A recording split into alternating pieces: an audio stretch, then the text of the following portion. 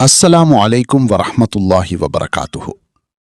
கண்ணியமிக்க அல்லாஹுவின் நல்லடியார்களே, நாம் பாவங்களை விட்டொழித்து இறை நெருக்க அந்தஸ்து பெற்ற நல்லடியாராக மாறுவதற்கு தேவையான பண்புகள், செயல்கள்.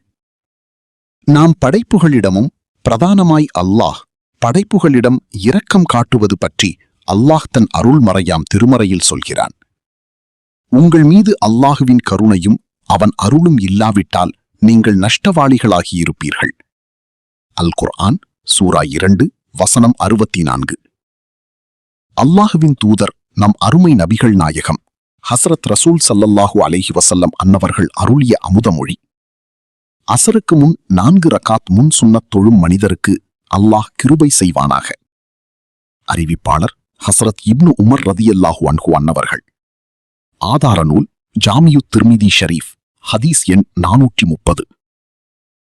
ஒருமுறை சுவனமும் நரகமும் தர்க்கித்துக் கொண்டிருக்கும் போது நரகம் பெருமை அடிப்பவர்களுக்காகவும் அடக்கி ஆளுபவர்களுக்காகவும் நான் வாரிசாக்க படைக்கப்பட்டுள்ளேன் என்று சொன்னது. பதிலுக்கு, பலகீனமான மக்களை தவிர வேறு யாரும் என்னுள் நுழைய மாட்டார்கள் என்றது சுவனம்.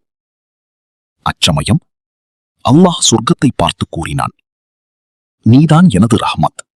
என் அடியார்களில் எவருக்கு நலவை நாடுகிறேனோ அவருக்கு உன்னை கொண்டே ரஹ்மத் செய்கிறேன் என்றான். அறிவிப்பாளர் ஹஸ்ரத் அபூ ஹுரைரா ரலியல்லாஹு அன்ஹு அன்னவர்கள்.